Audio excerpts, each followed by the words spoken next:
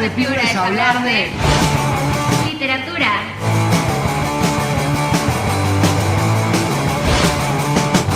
gastronomía,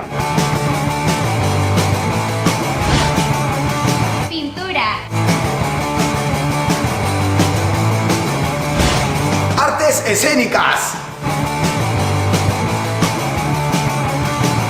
cultura.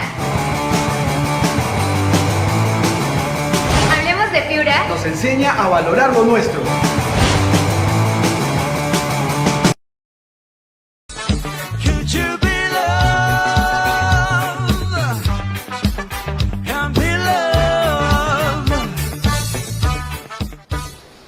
Estamos de regreso aquí en Hablemos de Piura y tenemos a Mario Traba, quien es cantautor. Cuéntame, Mario, ¿cómo estás? Bienvenido al programa.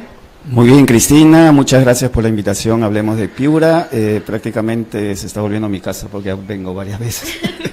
No, siempre eres bienvenida acá. Cuéntame, ¿cómo es que tú eres cantautor? ¿Cómo nació ese gusto por la música? Bien, esto nació cuando salí de mi casa hace 41 años aproximadamente, con mi mochila, mi bolsa de dormir y una guitarra. En realidad no sabía tocar muy bien la guitarra, las llevaba como para aprender en el camino, ¿no? Y ahí no solamente aprendí a tocar guitarra, sino aprendí la vivencia de nuestros pueblos. Y en base a esa vivencia de los pueblos, sus paisajes, empecé a hacer las canciones, ¿no? Y sitio por sitio que iba, desde Lima que salía hasta Ayabaca que llegué, pasando por la sierra y costa del Perú, fui viendo y sacando canciones. Tú eres de Lima.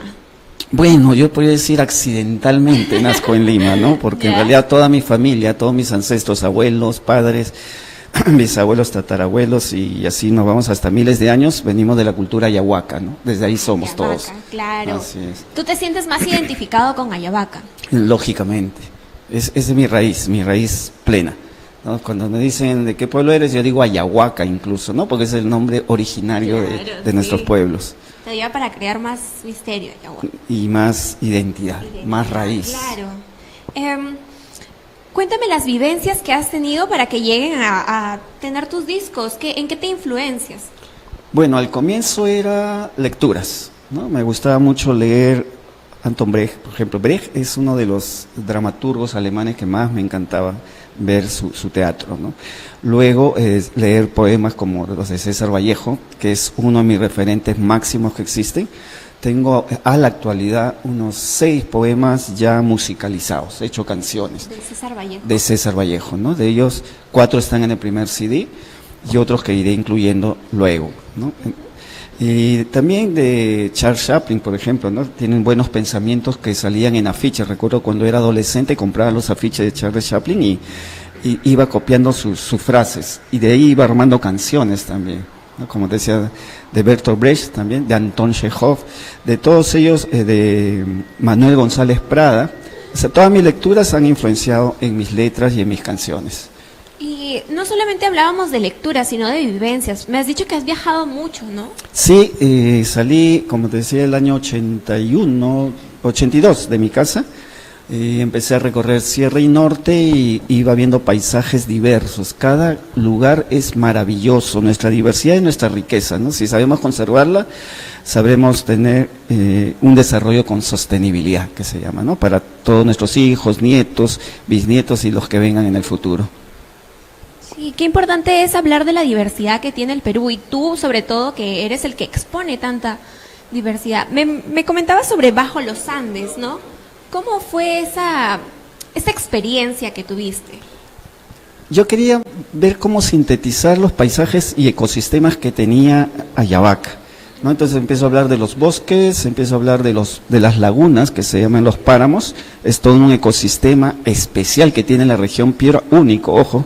Tú te das más abajo a Ancash, a La Libertad, no tiene páramos. Nuestros páramos nacen en el Perú, entre Ayabaca y Huancabamba, y se dirigen hacia Venezuela. O sea, toda la cordillera septentrional, o sea, la cordillera norte de los Andes del Perú, tiene páramos. Hacia el sur no. Hacia el sur, que tiene nevados, ¿no? O algunas partes que tampoco tienen ni nevados, o sea, son más secas, la famosa Puna. Pero nosotros tenemos toda la naciente de los ríos de Piura arriba en los páramos. Entonces ahí hablo de las lagunas, ¿no? De bañarnos en la laguna los dos, grabar nuestros nombres en la piedra, o sea, como los petroglifos hacían antes, ¿no? Claro, qué romántico también. Sí, una cosa así, ¿no? Pero interesante. Y todo hacerlo bajo los Andes, vivir bajo los Andes, hacer el amor bajo los Andes, ¿sí? Lo digo explícitamente, ¿no? ¿Para qué hacer el amor bajo los Andes? Porque nuestros hijos nazcan andinos, ¿no? Esa es la idea, o sea, enraizados. Escribir sobre las piedras, o sea, como hacían los ancestros, los petroglifos tienen 4.000 años de antigüedad a la actualidad, y sin embargo esos grabados viven hasta ahora para nosotros, nos han transmitido su cosmovisión, y por eso yo decía, nuestro amor grabarlo también en las piedras. Lógicamente no malograr los petroglifos, sino hacer otros petroglifos. Claro. Tienes tus discos, ¿no? De trova. ¿Por qué trova? A ver, cuéntame. A ver, cuando era muy niño, escuchaba en radio siempre, me acuerdo, una radio Santa Rosa, una radio AM. Entonces ahí escuchaba unos programas especiales de música testimonial, así le llamaban. Entonces, estoy hablando de la década del 70, en mi adolescencia. Y empezaba a escuchar a Joan Manuel Serrat. Y Joan Manuel Serrat me capta rápidamente sus poemas. Él hacía Antonio Machado, por ejemplo, ¿no? Los poemas de Antonio Machado los hacía canciones. Entonces yo me incliné por ese estilo, esa forma de escuchar música primero, ¿no? Mis primeras canciones de repente que empecé a interpretar fueron de Joan Manuel Serrat. Luego, finales de los 70, empecé a escuchar recién Silvio Rodríguez, ¿no? Pablo Milanés, Noel Nicola, Santiago Feliú, ya en los 80s. Entonces vi que había una gran diversidad de trova que se podía, y que te daba una libertad para trabajarla, e incluso en pronunciar las palabras. Te da licencias en las cuales tú puedes cambiar las tildes o la acentuación. Claro, la sí. Cambias a un lugar, a otro, y normal. Eso es lo bueno de la música, ¿no? Y de la trova, que eso es lo que hace, ¿no? Cantar libremente. Por eso la trova para mí, aparte de ser una costumbre, digamos, de los cantores que hacían durante siglos atrás, la continuamos en la actualidad, pero con nuevas propuestas musicales. Y no solamente haces trova, sino que también me has comentado que haces un poco de rock. Acá tengo su disco. Ah, me ampallaste. Sí, la situación de rock en los tiempos de los 80, si tú escuchabas rock no podías escuchar trova. O sea, había una contradicción que se unía en mi cabeza, pero yo tengo mis dos hemisferios como lo tienen todos, y podemos tener ese tipo de contradicciones, ¿no? Yo recuerdo que decía, ¿cómo puedes estar escuchando a Silvio? Decían mi mancha de ese tiempo de los 80, que era panqueque, ¿no? Era subterráneo, y yo decía, no puedes escuchar esa música. Yo digo, pero yo puedo escuchar lo que a mí me gusta, no tengo por qué estar dogmatizándome, encerrándome, cuadriculándome en un tipo de música, puedo hacer las dos. La música es libertad también, ¿no? Exactamente, exactamente. Captar la naturaleza y expresarla libremente. Esa es la música. En síntesis, eres una musicóloga. Gracias, gracias. O sea, también hablábamos de tu disco de rock, ¿no? ¿Cómo son las vivencias? ¿Qué tanto influye, no sé, la política, lo que le pasa al Perú? ¿Cómo lo demuestras tú a través de tu música? Bien, yo recuerdo vivir la década del 80, la más radical, fuerte de ensangrentamiento que tuvo nuestra población de ambos bandos, de este conflicto armado interno, que realmente fue triste ver los cadáveres por las calles, y a veces familias que no veían a sus hijos porque los desaparecían en fosas comunes. Todo eso llegó a mi corazón y a mi cabeza. Dije, algo tengo que hacer. Tomar las armas, no, porque yo soy pacifista de principios. Entonces lo que podemos hacer es tomar una guitarra, tomar la palabra, la poesía y cantar lo que está pasando. Y ahí empecé a hacer mis primeras canciones también de rock. Y me incliné hacia lo subterráneo porque, como te contaba, no sabía tocar bien la guitarra, agarraba una nota y dos notas, con eso hacían las canciones. Y hay canciones que han perdurado de aquella época hasta la actualidad. Por ejemplo, en el cuarto disco rescato algunas de esas canciones, como por ejemplo el Grita Fuerte. Aquí tenemos el cuarto disco. Ajá. Sí, el Grita Fuerte, y así lo denominé, porque es una recopilación de canciones muy antiguas con canciones nuevas, pero que tienen que ver exactamente con los conflictos sociales. Eso es lo que tiene que ver este disco, y todos mis discos en realidad, con lo que sucede en el país. Y en la actualidad, o sea, estamos en una situación un poco complicada, un poco difícil. ¿También sientes que esto influye en ti? Claro, ¿quién? Decía una señorita en una de las manifestaciones que hay acá en Piura, basta con tener un mínimo de humanidad para que puedas sentir el dolor que sienten esas familias de ver desaparecida a su gente, de ver asesinada a su gente, porque en ningún país del mundo se reprime como se reprime en nuestro país. En Francia hay manifestaciones, hay tomas de locales e incluso hay violencia de parte de los manifestantes, queman buses, queman todo. Acá los manifestantes no hacen eso, se manifiestan pacíficamente y sin embargo a balazos los matan. Eso realmente duele. Y como decía esta señorita que decía, basta tener un mínimo de humanidad para sentir ese dolor y solidarizarse y unirse la voz y las formas que uno tenga, sea pintura, el artista también, el poeta, ¿no? Todos aquellos que tenemos sensibilidad social tenemos que expresarlo a través de nuestro arte. Claro, el arte es la mejor manera de expresar todo este dolor, como dices, esta frustración. Y tú lo haces a través de tu música, ya tienes tus discos. Cuéntame un poquito sobre el instrumento que usas. Bien, te cuento antes, empecé con batería. Empezaste con batería. Sí, empecé ¿A con, los pero cuántos tenía años? una batería que no era batería.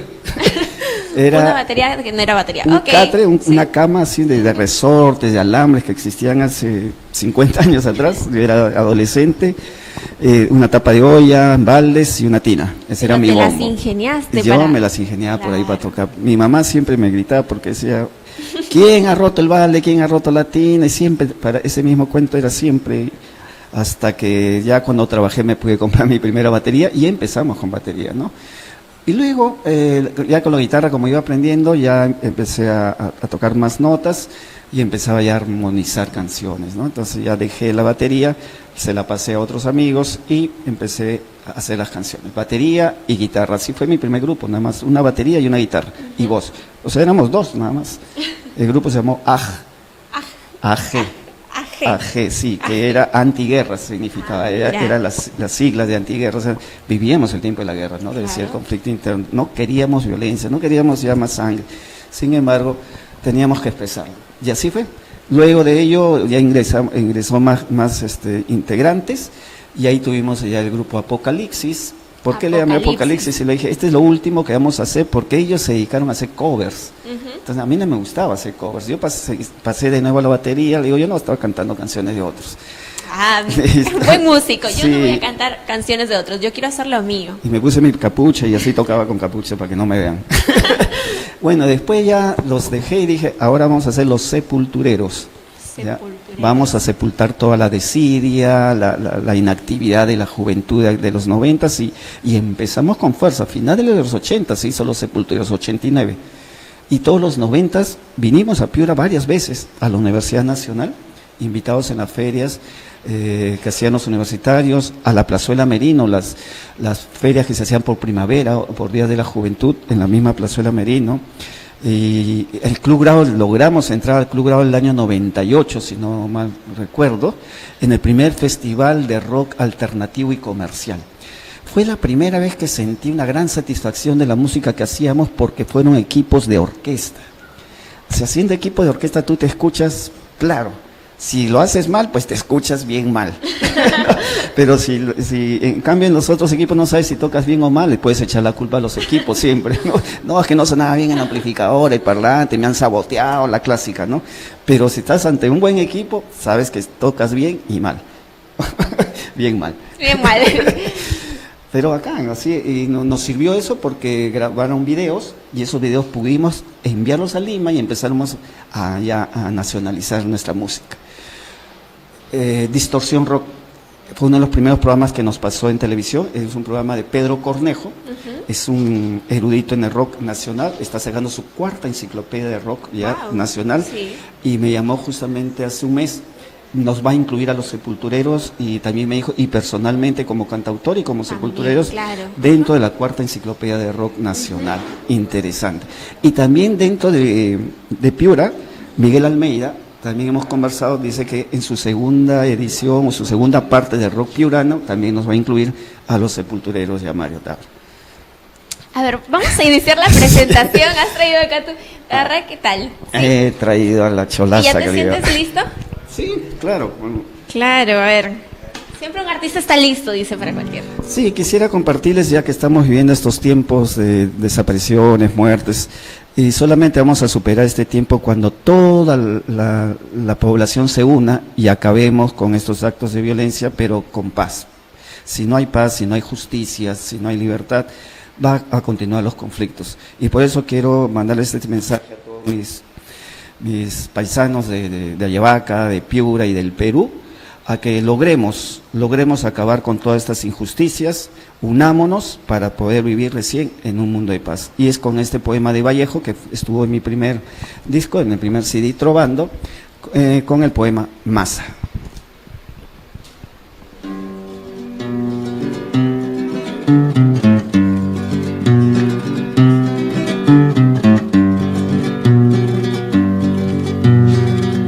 Al fin de la batalla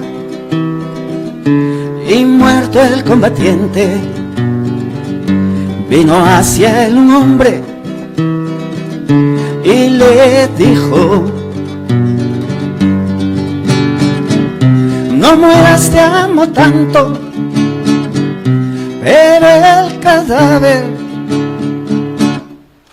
ay, siguió muriendo.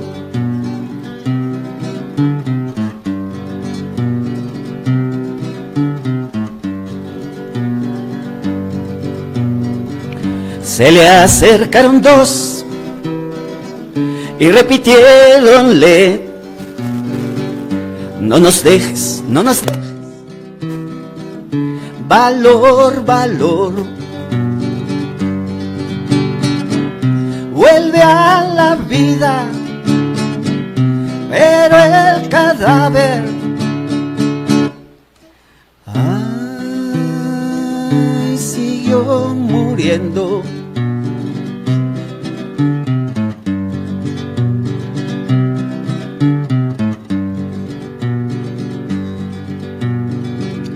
Acudieron a él 20, 100.000, 500.000, clamando tanto amor, clamando tanto amor, y no poder nada contra la muerte, pero el cadáver, ay, siguió muriendo.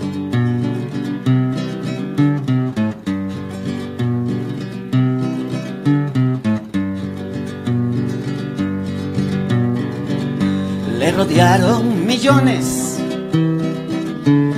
de individuos con un ruego común: quédate, hermano. Con un ruego común: quédate, hermano, pero el cadáver, ay, siguió muriendo.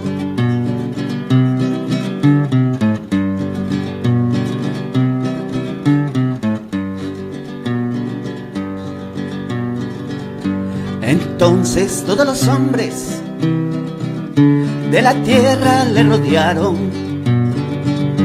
les vio el cadáver triste, emocionado.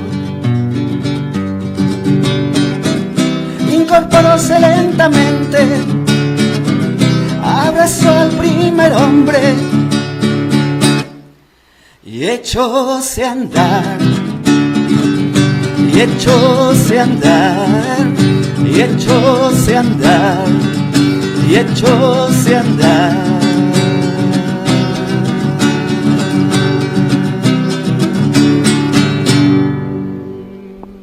Muchas gracias. Gracias a ustedes. Qué bonito Gracias. qué bonito tu música, qué inspirador es. De verdad, qué bonito el mensaje también que transmites. Muchas gracias por estar aquí. Gracias a ustedes y no se olviden, todo el pueblo unido jamás será vencido. Bueno, nos vamos a un corte y regresamos con más de Hablemos de Piura. Gracias, Mario.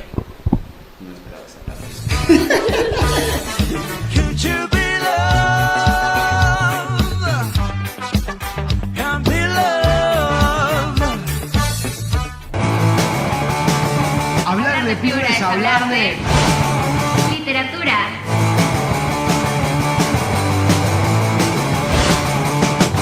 gastronomía, pintura,